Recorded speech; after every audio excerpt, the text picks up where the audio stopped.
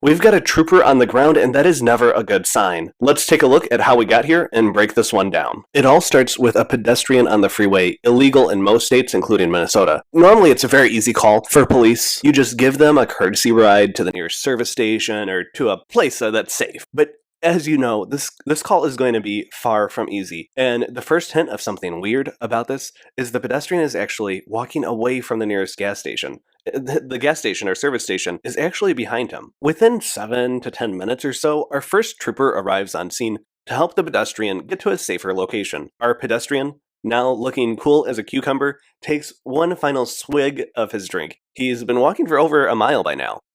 And reading the body language, it seems the pedestrian wants to keep walking down the freeway. And it seems like the individual in question starts walking away from the trooper, and he's coming up to a big interchange here. So the trooper, to protect everyone's safety, is going to step between him and that interchange that's coming up because there's a big on-ramp between I-694 and I-35W in the North Metro. So he's going to stop him from just walking into traffic or crossing the freeway on-ramp here. And any parent or school teacher knows this expression, as you can see him pointing and saying, "Why can't I? Why can't you just let me do what I want?" And he's going to give a little shrug here, the kind of, "You're not in charge of me, I'm going to do what I want." And here the officer is telling him no, and you can see he moves back like, "What? You're going to tell me no?" And this is where we kind of get to adult coping skills. You want to, as an adult, develop the skills to handle rejection, to handle someone telling you no, you can't do what you want. Anyway, here's the moment. You can see the trooper there reaching for his radio, asking for a second unit. 14 Metro, can you store me a partner? We get a little obstructed by the sign, but thankfully we have another angle. Our individual is going to try to walk away again and get the same answer. And this is where things go hands-on. It looks like he reaches out at the trooper, and this is the point where the trooper has just decided he's had enough. And he's going to be east on 694 at W. We've got the exclusive dispatch audio. We'll let that play out. Metro's helping out 14. He's going to be with 1-1, going to be pushed up against spots. Trooper down on the ground wrestling. 433 traffic. Special thanks to the dispatcher who was very aware of the situation and on the radio and manipulating the cameras at the same time.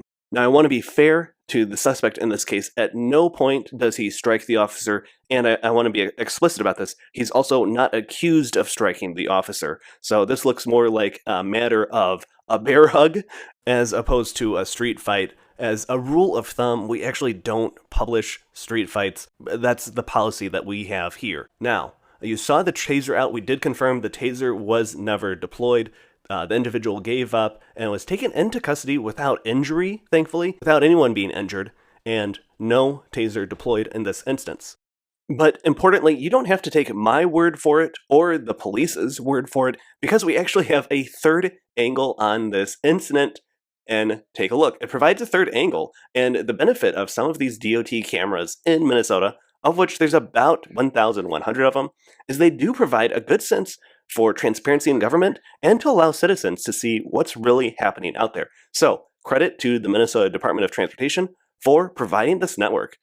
The officer thinks about tasing the suspect, but he gives up, and we were able to confirm, again, no taser deployment. And if you look at the ground, actually, when a taser goes off, it bursts a bunch of confetti. You can actually see on the ground, thanks to the definition of these cameras, there's no confetti around. And so that's a way that we can independently confirm no taser deployed in this situation. The suspect was arrested on charges of obstruction, failed to obey a lawful order, possession of drug paraphernalia, and pedestrians prohibited on the highway. Next time, just let them give you a ride off the freeway.